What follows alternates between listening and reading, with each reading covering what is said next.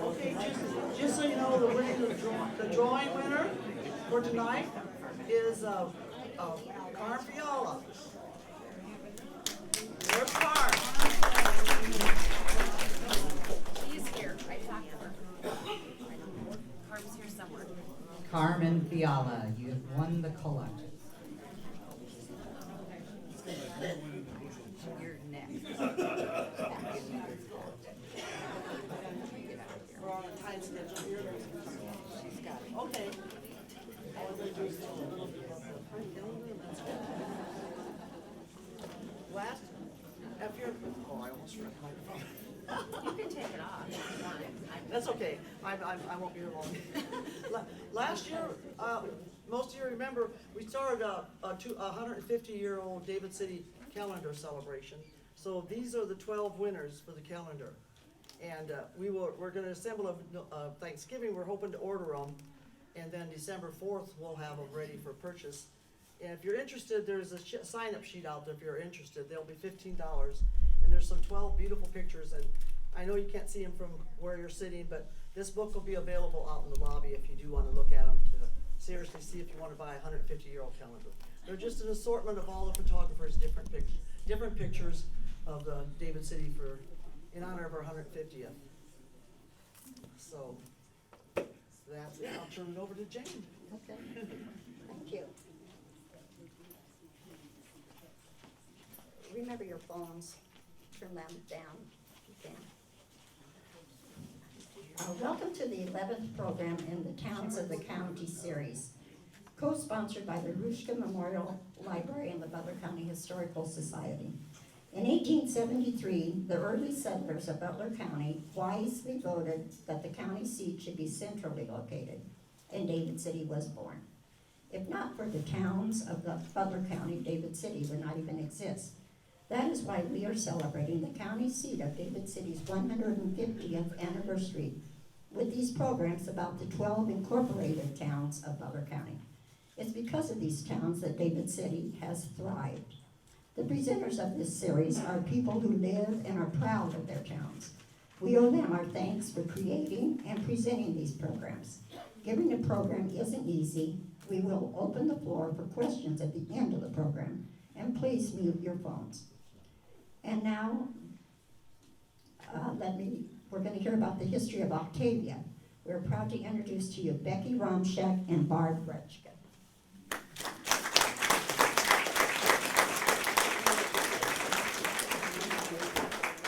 You're not.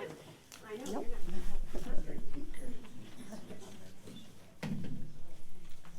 Okay, so I'm Becky Romshek, and my mom is Barb Retschke, and she kind of suckered me into doing the presentation for her and doing some of the research on it. So the information wasn't the easiest to find, considering that there is not a lot of longevity residents of age still in Octavia. So it was a lot of hours spent researching the newspapers and a ton of help from Gina, Barlene, and Kay Schmidt from the library, who found a lot of stuff for me, made suggestions, and definitely was a huge help into this program for Octavia. So, okay, so here we go. Okay, so Octavia is a village in Butler County, Nebraska. It was established in 1887 by George A. Speltz, and he named the town after his wife, Octavia. Octavia is located in Bone Creek Township. It is 0.116 square mile in size, so very, very small in comparison to some of the other towns or villages that we have in Butler County. The population off the 2020 census was 107 residents. In 2010 census was 127 residents, and 200 was 145. And that was actually about the biggest that Octavia has ever had, including when it was established in 1887. Okay, so this is a street map of all the properties and the official street names, which I know you guys can't see here, But on the back table, there is 4 different property maps or street maps that are back there. One is dated, we believe it's 1916, the blue ones, we think that's one of the originals, first originals, and then there's another one, 1971 or 76 back there. So there is 4 street maps back there with, that you can actually see. Okay, so going on. So before Octavia was officially a town, pioneers were settling on the south end of the Platte River. Basically, right before the Platte River Bridge is where the first settlers were. And they were of German, Dutch, English, Czech, Irish descent. Many things were being done along the Platte River, including a school was being built, which was called Bone Creek, which is now was District 1, excuse me. District 1 was the very first school in Butler County, hence the District 1 title of it. District 1 school was a 1-room frame building that also functioned as a church for 3 different church denominations, the Methodist, the Baptist, and the Brethrens. That church then became known as the Blue Valley Church.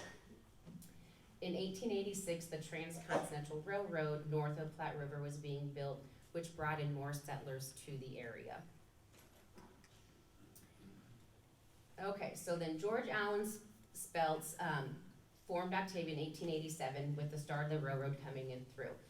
Like I said, the town was named after his wife Octavia. George and his family was known for being hardworking and committed to establishing the town and surrounding areas and services. At that time, George purchased over 200 acres of land in 1876, between 1876 and 1884, which is some of the acres are what Octavia is formed on. Other parts is just rural farming areas that he also had fruit trees and he bred horses and farmed as well.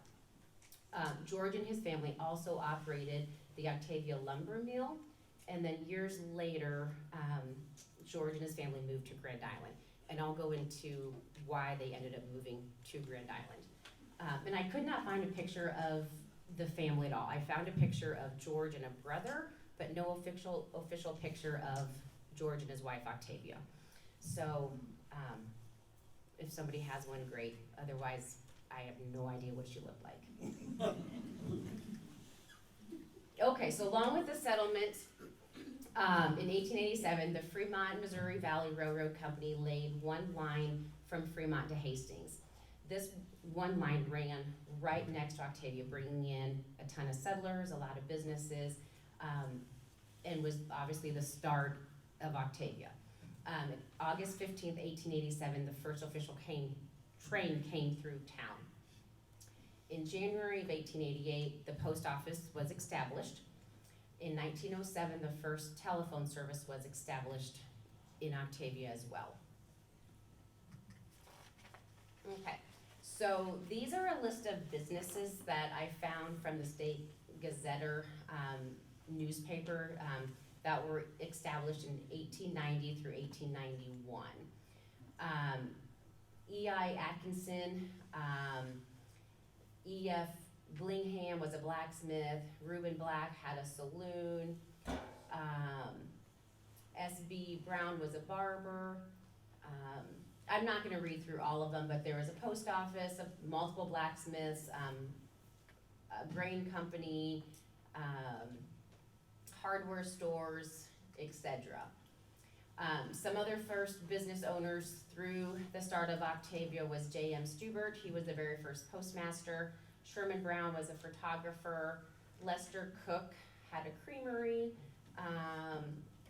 George Speltz had his hardware grain company. And one interesting fact is that Octavia did have a bar, and it did function in 1898. The bar lasted less than a year, and we've never had a bar since. So going to this back screen, it does say that there was a saloon. Now where did I see it? On your Okay, so Reuben Black. So we found this picture, which the back of the picture said Paul Keller, but I'm now wondering if it might have been, there was no no date on this picture to reference who this actually is. So we thought maybe Paul Keller or Reuben Black. So, but yeah, less than a year we had a bar and have not had one since. So. Okay, so these I'm just gonna throw in some old pictures now of what I could find of some of the original businesses in Octavia. So this was the implement store that stood next to the Kruger grocery store, which was on Main Street. And this was the early elevator of the Trans-Mississippi Grain Company. So this was located on the very last street of Octavia, that's on the corner street going, I guess at an angle. This was Lester Cook. He worked for the Trans-Mississippi Grain Company. Okay, so you guys can't really read this either because of, I took this out of the newspaper.com website. So this is an article, I'll just kind of break it down for you. This is the fall of Octavia Speltz's grain company business. In October 31st of 1889, his business basically went bankrupt. He was in debt for more than $35,000, and he only had about $15,000 in resources or assets that he could pay off the creditors. So upon the closing of the Octavia Grain and Lumber Company that George Allen Speltz and his sons ran, it folded and they moved to Grand Island, and they actually then did start another grain company and lumber yard in Grand Island for multiple years. But this was one of the first official businesses that did collapse in the start of Octavia, leading to some of the other businesses also going under. So, okay, so going forward with that in 1889, then in 1907, the bank actually was established. However, in 1921, our Octavia State Bank had another scandal in closing down more businesses in town. So the clerk of the bank, who was E.A. Ruscher, was the bank cashier, and he was running some fraudulent loans to his family members. He had 2 ledgers that he kept, a valid ledger of what the bank actually had for money coming in and going out. Then he had another book of money, obviously, that wasn't there to make the books look better. So he was giving loans to his father and brother-in-law that they could not pay back. His father and brother-in-law were cattle and horse dealers in the Octavia area. So an audit came in. Ruscher actually up and left. He was missing for a few days. They found him hiding out basically in Omaha. They brought him back. He was sentenced for basically bank fraud. So obviously with all of that going on and the scandal of the poor bank, the bank actually did close in 1925. So another reason why Octavia slowly started to die out. So yes. Okay, so 1910 though, we did have, W.O. Moshek did start another grain company after the Speltzes folded. That did stay open until 1919, and that's the last article I could find in the newspaper.com website making reference to any Octavia Grain Lumber Company. In 1918, I did find that the first Home Extension Ladies Club was formed in Octavia. Some of the founding members were Howard Hoekstra's wife, Minnie. I think there was a Lauterbach on it. I have an article on the newspaper.com, so I can research that more. But some of the founding ladies of Octavia were the first Home Extension Club. Then in 1920, J.H. Holenchek started the David City Grain Company out of the elevator that was there. 1922, street lights were installed. 1942 is when the C&N.W. Railroad abandoned the lines. So at this time is when with no railroad coming through, directly through Octavia, the town really had no income coming in, no grain, no transport, no nothing. So the elevator pretty much shut down with, because there was no lines there. So from 1947, the David City Grain Company leased the elevator just for storage of grain, but there was no railroad lines to haul the grain out or in. So in 1959, the elevator was sold to Wagner Mills out of Schuyler, again for storage. Wagner Mills kept the elevator, again for storage, up until the Butler County Fire Department burned it down in 1889.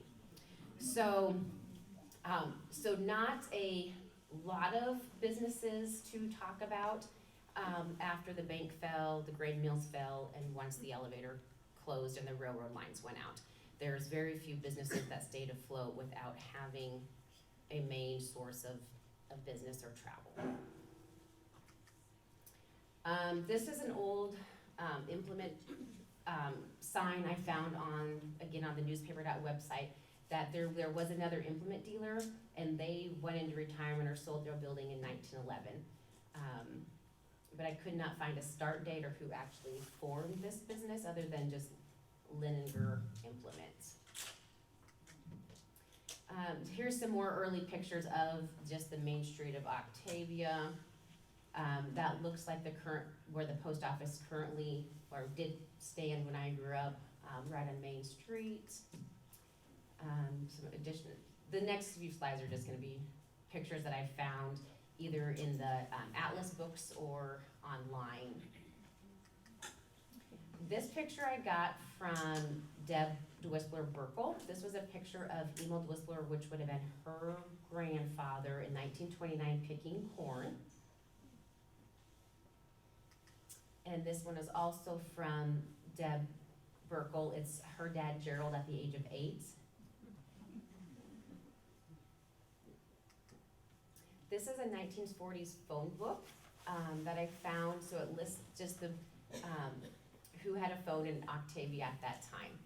So it's you guys won't be able to read it obviously, so I do apologize for that, but it does list who some of the business owners were in 1940, family members that had phone lines, or the party line extensions, I should say. Okay, we're gonna move on to Ed and Evelyn Stiebel. He was one of the postmasters in Octavia when I was little. I can remember him and his wife, Evelyn. She drew the painting that's actually on the back wall over there of the Octavia elevator before it burned down. They lived in Octavia for as long as I can remember, and they moved away, I'm gonna say, when they were older, they might have passed away. Did they pass away just in Octavia, or did they move away? She passed away in Octavia, he went to Lincoln. Then he went to a nursing home, okay. So this is a close-up picture of the elevator that Evelyn drew. It was obviously closed at this point because of the grass and no tracks, but this was one great picture that Evelyn drew. She was a very talented artist. Okay, so like I said, the elevator was burned down in 1889 by the Davis City Fire Department. These are pictures that I took from the Banner Press showing the elevator up in smoke. Some cylinders that were discovered with cyanide in them that they had to remove. And then some additional pictures from the paper with them removing the cyanide containers. And then these pictures were actually taken by my mom, so I just uploaded these. So these show these are a lot more visual that you can see because of being in color.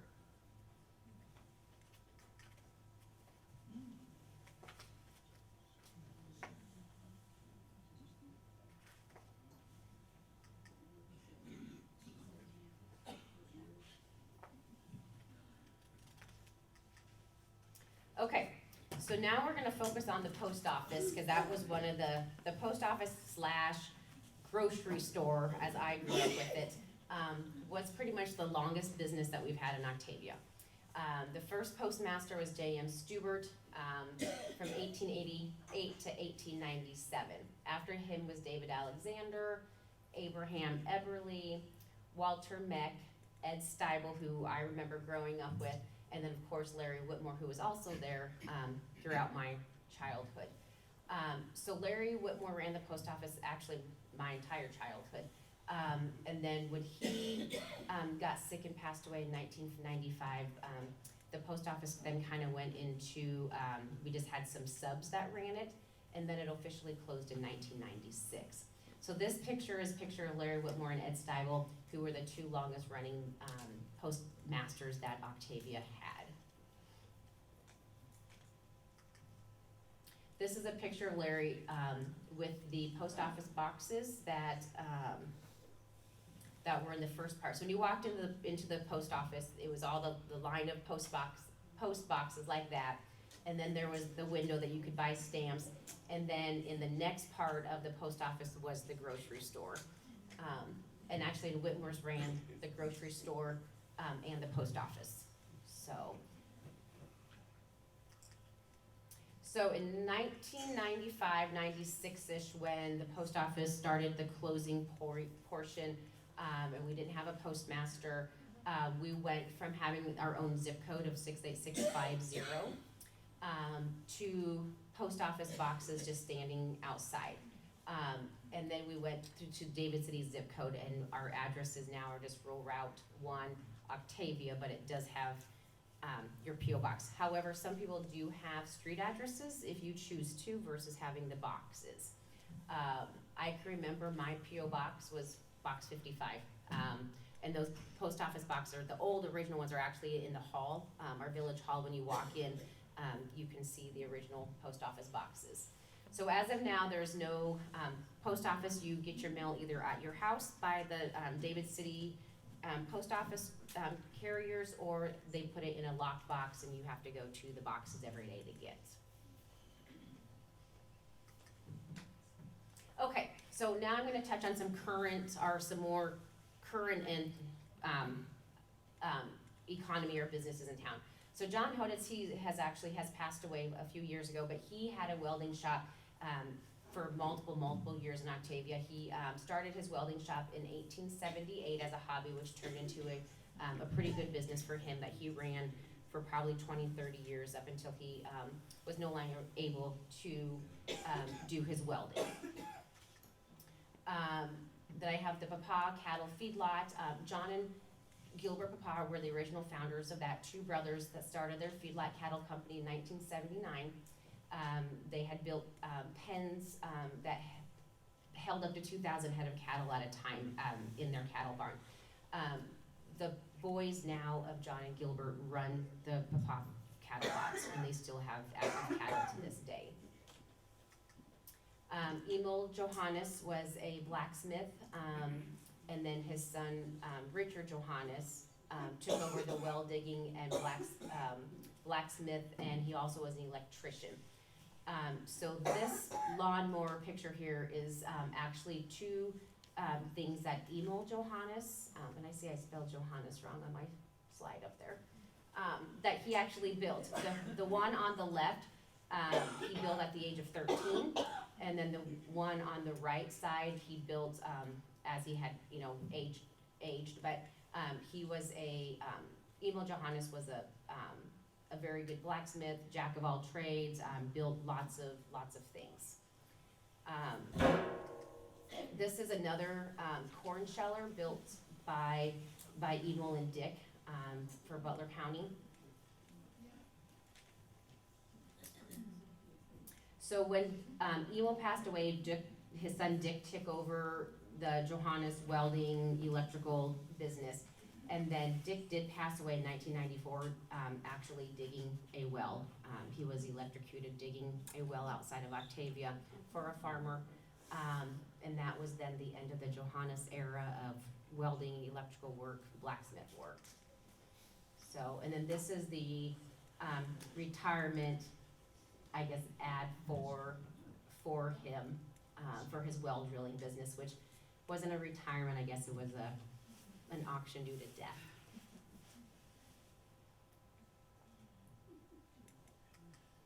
Okay, some ongoing businesses that Octavia still has.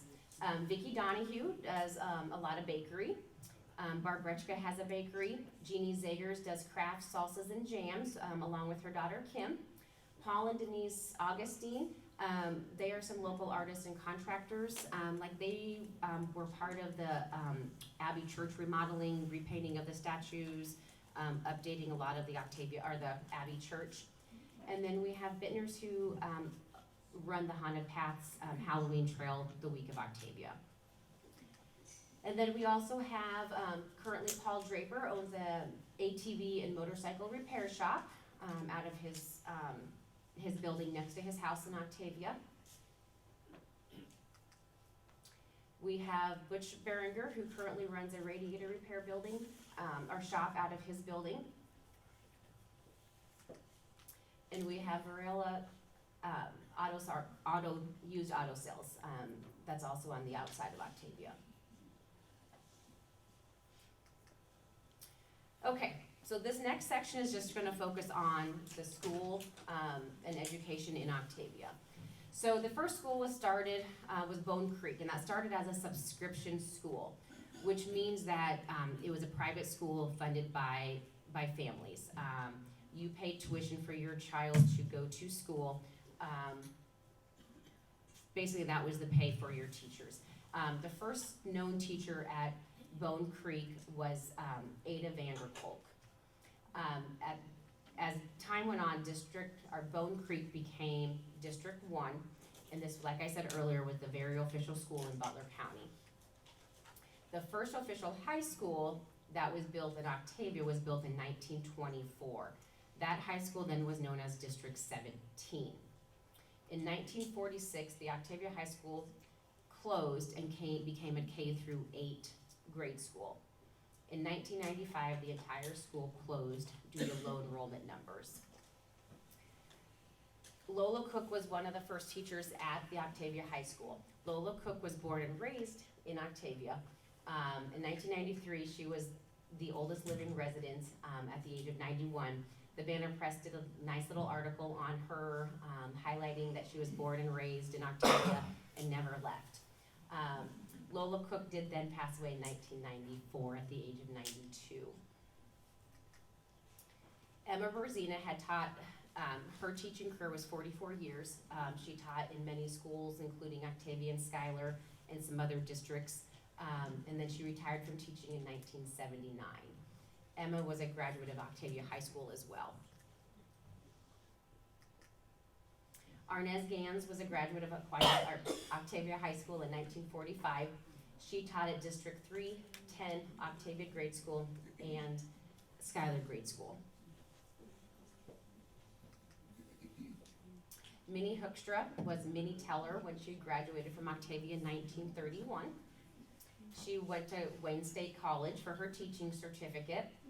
She taught at many schools, including District 3, District 53, Abbey Grade School, David City Public School, and then Octavia Grade School. And we have Lilas Lou Rotlution, who was Lilas Lou Hoekstra, daughter of Howard and Minnie Hoekstra. She attended Octavia Grade School and then graduated from Schuyler. Lilas Lou and her husband Al lived in Octavia their entire lives. I can remember going over to Lilas' house and actually Howard and Minnie's house on the highway as a little girl, getting candy and snacks and, just being that little probably bratty kid that went house to house in the summer looking for entertainment.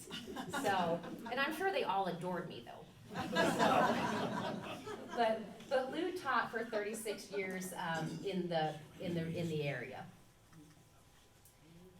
And then one of the last teachers that Octavia had was Elaine Zagers. She has a bachelor's in elementary education. Elaine taught at Bellwood, David City, Schuyler for over 40 years. 29 of those years she spent just teaching in Octavia. She was one of the last teachers to teach at Octavia when it closed in 1995. Okay, these are just some random pictures that I got from Herman Lauterbach, who grew up in Octavia, but now lives in Columbus. So he sent me all of these pictures, and I don't know the years because he doesn't have the years on them, but he actually was able to list, who he thinks in these pictures, but I don't know the years. So like Emma Berzina, she's in here somewhere, like I said, she was one of the early teachers of Octavia. John Lauterbach is in here somewhere. And his description of, if he doesn't know them, he just has short guy, maybe Max Kroger. So he did try to go back and, find out what he could on these, but not everybody is accounted for. So here's another school picture. Some of the ones in this class is Lawrence Keller, Roberta Fox, Willie Woodridge, Anna Lauterbach, Jimmy Berzina. The teacher in this one, he does say, is Lola Cook. So she was one of the first teachers of Octavia. Just another picture of the school. No year on this one either. Okay, so this was the original high school that was built in 1924. This is a side view of the high school. And this is the front view of the high school that was built. Here's some more pictures of the high school. In this picture, there's a Leo Whitmore, Emma Berzina again, Minnie Teller Hoekstra's in this one, and Edith Cooper. This picture contains Howard Hoekstra, Vera Vander Burkholder, Ethel Keller, Rose Berzina.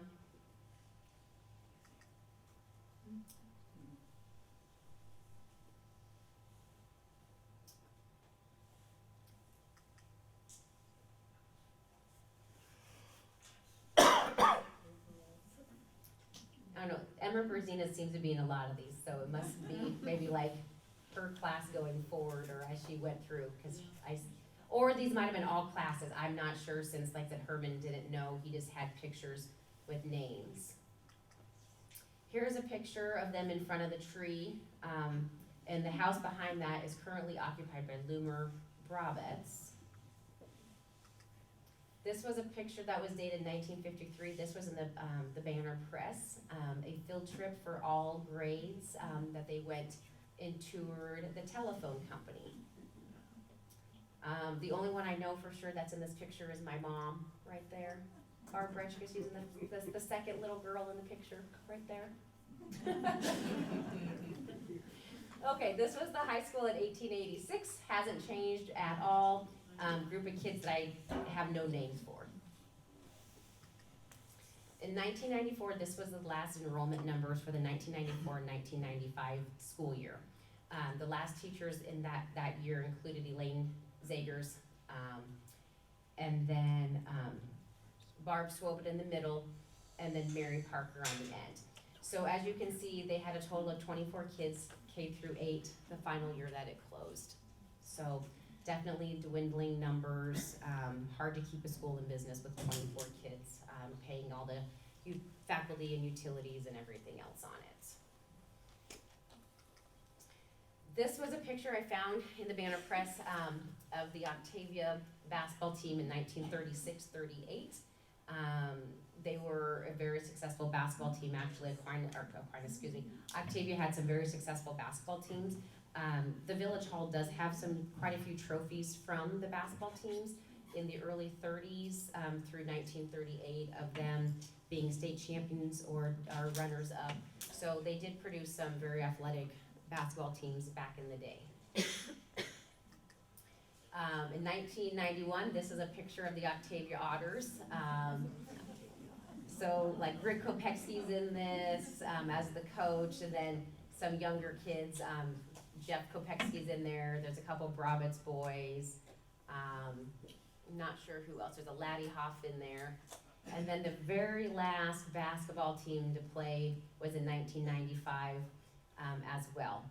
And this had Rick Kopecki, Jeff Kopecki, Randy Wemhoff, Troy DeWispler. So So, but yep, very last basketball team to play is the Octavia Otters.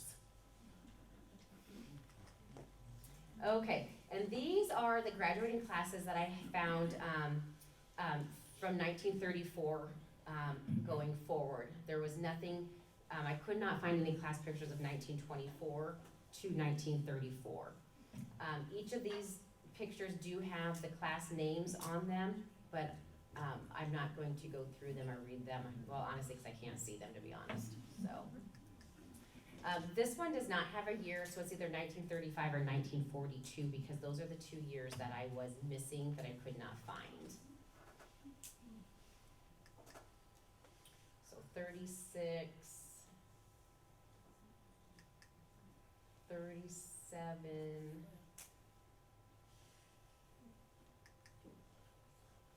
38,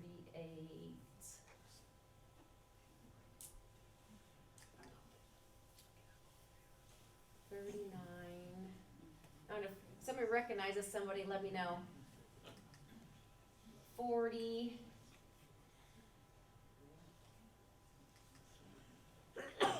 41. 43.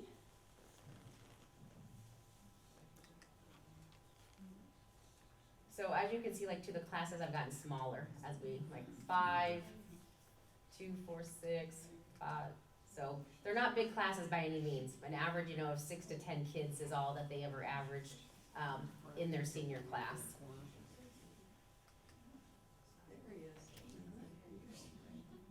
Aggie, I was in that last class. I know, because actually you're on my, you're coming up next. You are the oldest living Octavia alumni.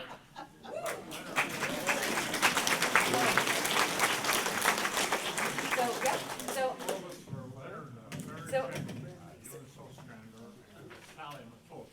okay, so on my personal slide, I have down that you are the oldest living alumni of Octavia High School. So. I can't get closed after we graduated.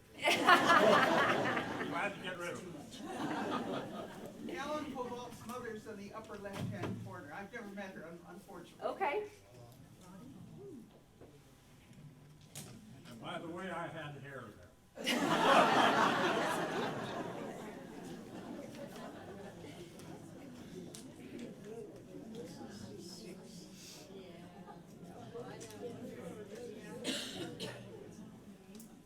Okay, so the same year that the school shut down in 1995, the Octavia School then hosted an all-class reunion at the Oak Ballroom in Schuyler.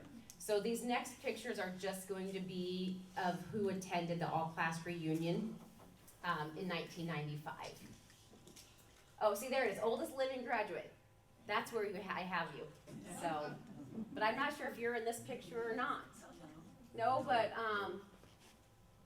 oh, Francis Berenger is Laverne, okay. And then this is what the current school looks like today. It's now occupied by Augustines. They bought the school and have remodeled it into their personal house. I have not been in it to see what the inside looks like since it was a school, so I'm not sure how much remodeling they've done or added or taken out or changed. Okay, now we're going to focus a little bit on the churches that were in Octavia. In 1884, the Blue Valley Church was renamed to the Octavia Church and moved into town. Because when the church was that one-room school out by the Platte River. So the church was then moved into town. And the church was actually moved onto the west side of Octavia.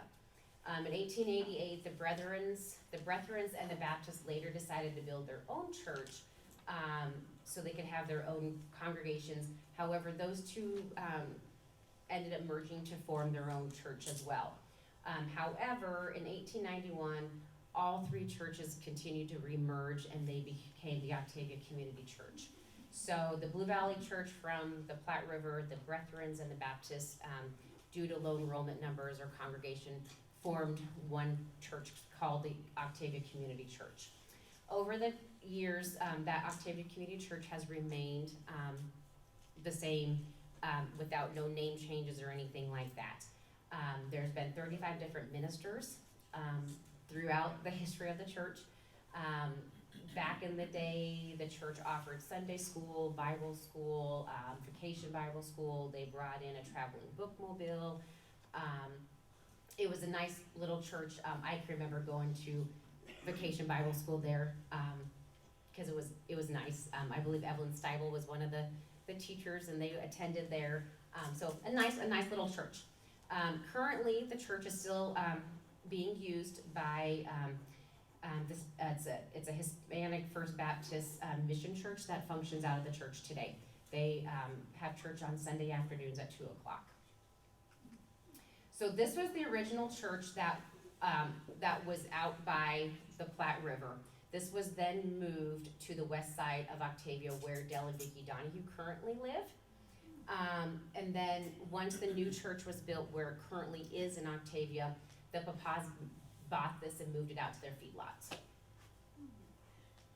So this is a picture in front of the old church that was originally built.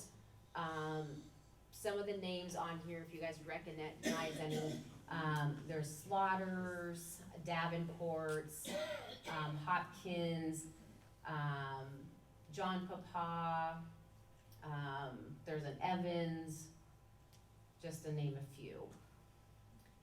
Okay, and then this is the current church that is still standing in Octavia today. This picture was taken in 1963. Still a very nice, very pretty church.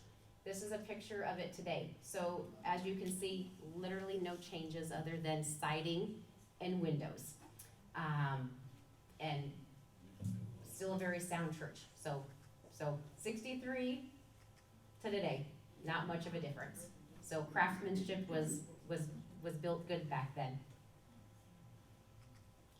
Okay, many Octavians are buried at the Ed Home Cemetery and at the St. Peter's Presentation Catholic Cemetery by Bellwood.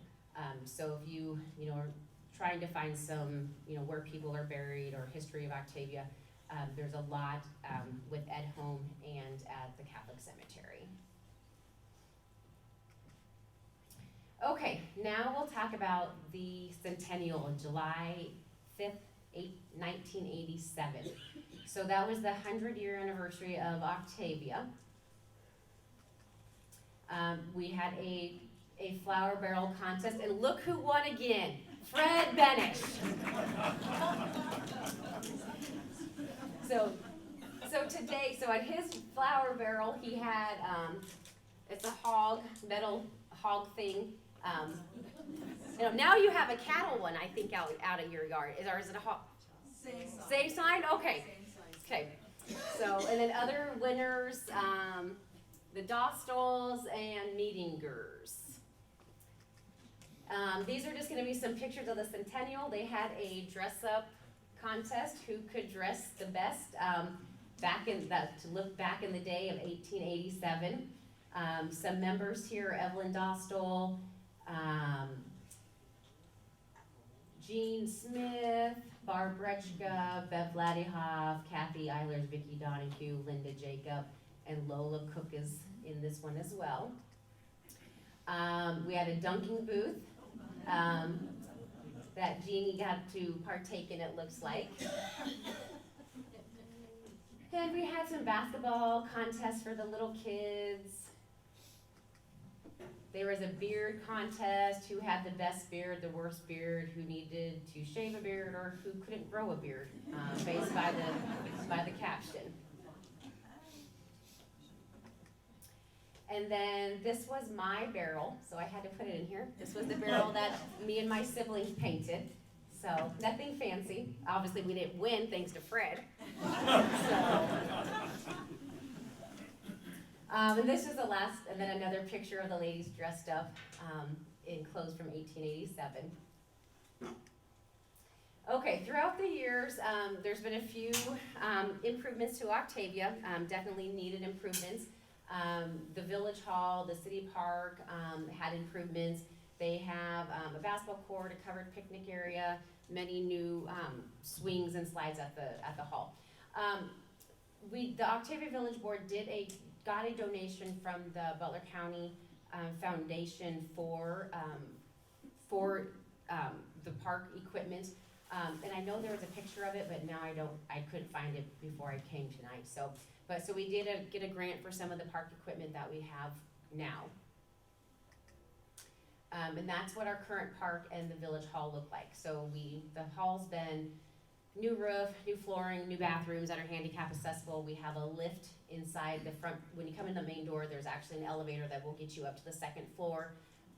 So it is handicap accessible with the lift and with handicap accessible bathrooms. So it's a nice little hall that is available for rent, and quite a few people do rent it out for graduations or showers and things like that.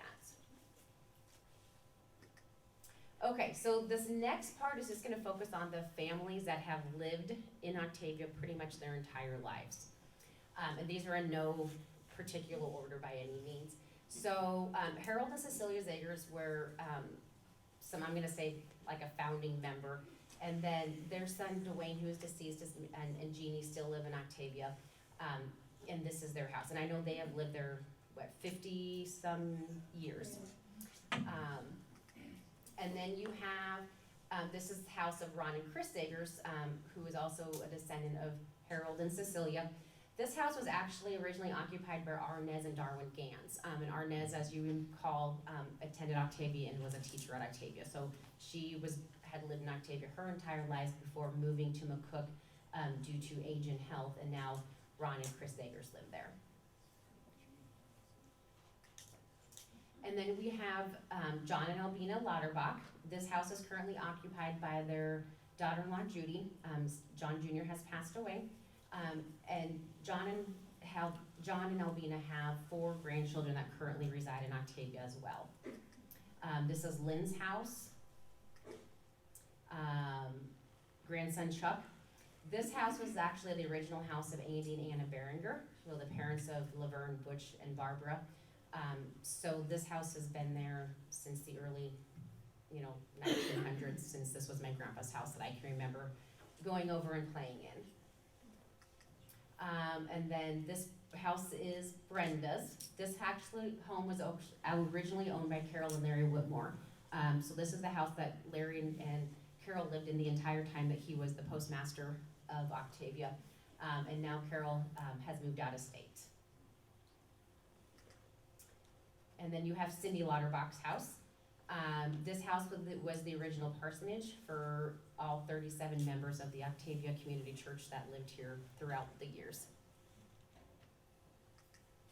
Then you have Butch and Elaine Berenger's house.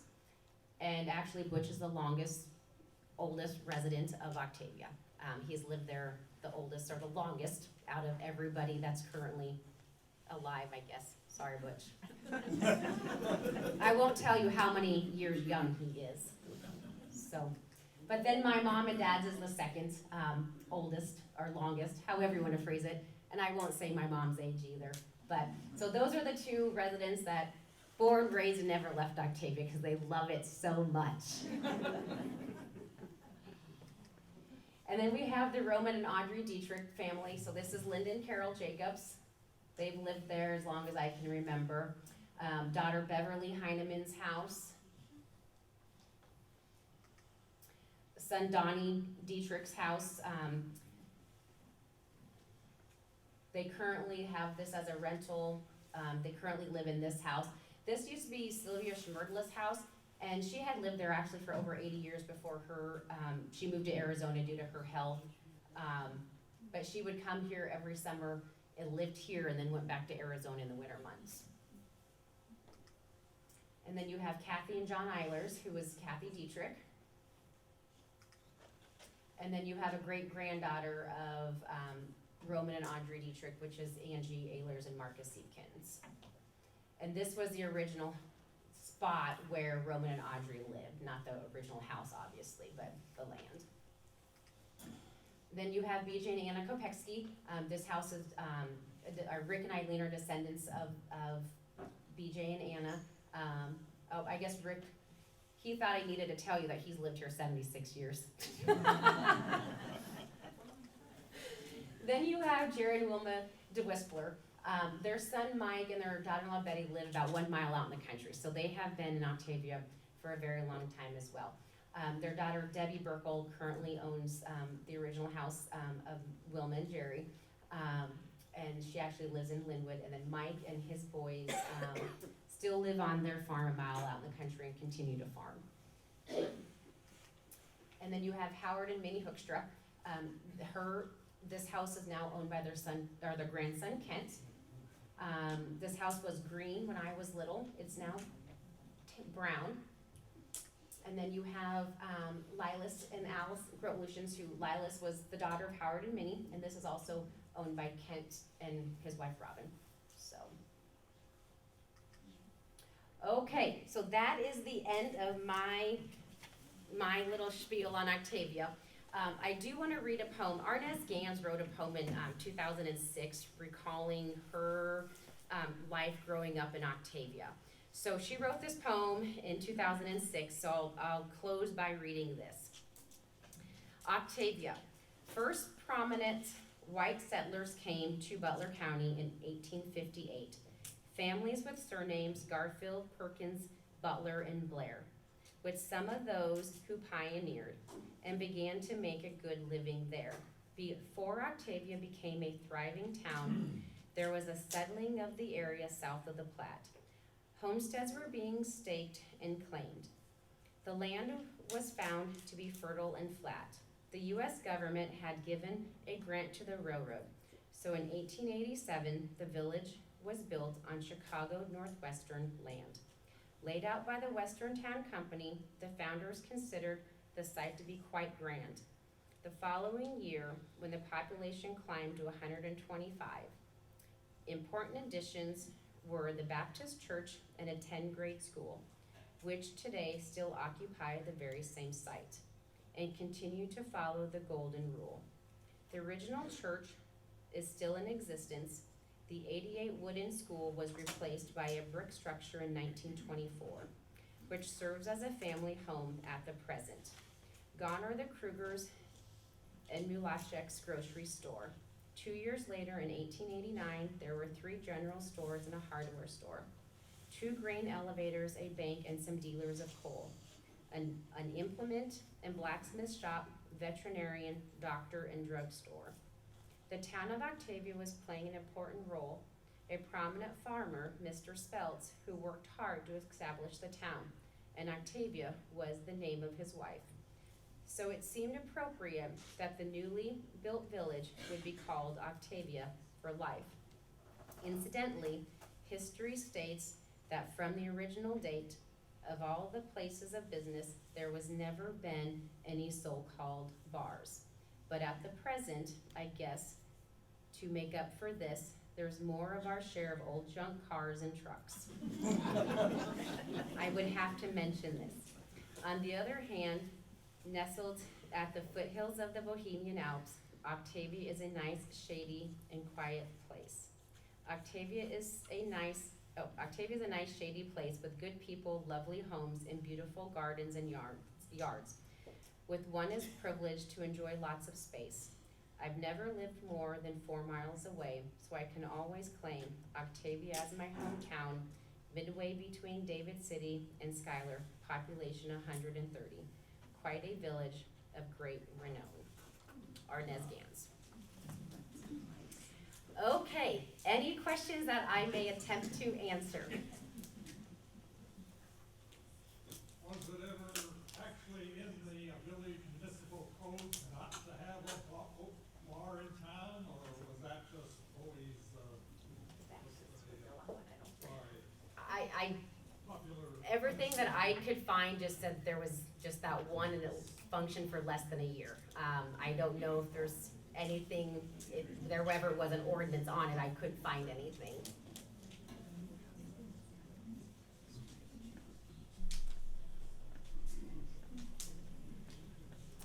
Okay, thank you.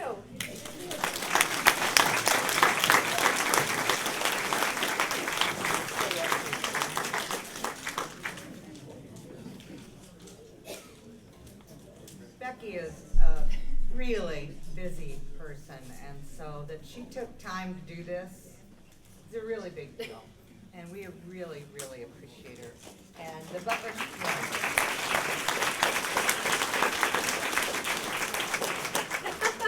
this is our youngest presenter, so this is really cool. The Butler County Historical Society wants to give you and Barb as well a certificate of membership through 2024 to the Butler County Historical Society. Awesome, thank you. And thank you, you did a really, really good job, thank you. I was very nervous. I think I went to Gina a couple weeks ago in like panic mode of like, I don't know what I'm doing, and she was great. She No, you she totally- calmed my nerves yeah. and You got me had through it. So You had it under so control. thank you. All right, so, yeah, she deserves it.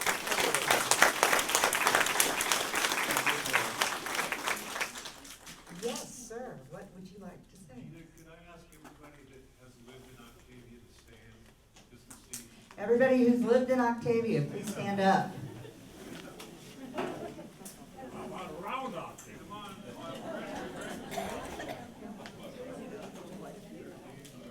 Thank you for coming out to support your town. That is very good.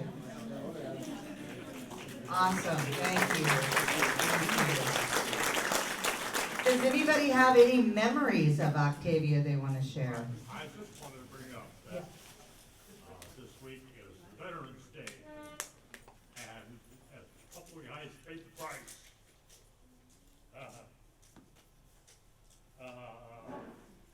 Vernon Whitmore was killed in the early stages of the war. He was shot by a sniper in Luzon. And Artis Keller was a very good athlete. In fact, he played baseball for what was the old St. Louis Browns, and they migrated then to Boston Braves, and now they're a Texas team. And he was killed in France, and as near as I know, their remains were brought back here to Nebraska. But guys my age, well, Ellie Brana, you served quite a while, and of course, Dib Paul and Jerry Lewis, where they were more my age, we served in the Korean War. So we give thanks for those guys. Thank you, sir.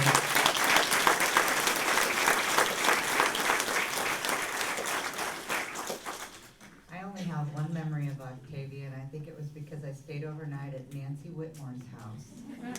Nancy's here, I think. And we went to that little post office that your dad ran, and I thought it was in a house. Wasn't it like a two-story old-fashioned building? No? I'm just remembering it that way. It was so quaint to me. Okay, next month will be our very last Towns of the County for 2023, and I'm so excited about it. I'm mostly excited because I don't have to give the program. I kid though, because I had the opportunity to go down to Linwood and meet some real Linwood people. And by golly, they're really nice. And I'm related to some of them. And I am so happy that Joel Cherney and Rhonda Cherney and their daughter Kendall Verkachik are all gonna take it over, and I know they're gonna just do so well. And you gotta stop at the library and take a look at the display case they put together. I know they're all proud of it. I know there's several of them here tonight, and they're so proud of it. So, and I'm proud of them. So I'm looking forward to it. So please come out. Please come out on December 4th, right here, 6:30, and enjoy the Linwood program. Last program of 2024. Sign up in the back. That way we know how many kolache to make. You know, that's a big deal. So, and also how many chairs to sign up. Always want to remember that we got a grant from the Butler County Area Foundation as well as the Nebraska Historical Society Foundation. We are so grateful for that. It's helped us pay for these programs because history, what do you always say, Steve? It should be free, but it ain't cheap. So, yeah. In closing, thank you, everybody who helps. So many people help to make these happen. Mark, thank you for filming every single time. Steve, does everything around here, and Kay and everybody at the library, thank you so much. Jackie, your kolaches are like a little bit of heaven every time I have one. And all the people who work at the back table, Judy Davis, faithfully here every single time. And thank you to the Event Center for all you do. So, thanks for coming out. It's dark now. But we appreciate that you come. We really, really do. So come again next time. And if you want to drop $1 in the donation, Steve always likes it when I say that. Every dollar makes a difference. So thank you. Drive safe on the way home. Good night.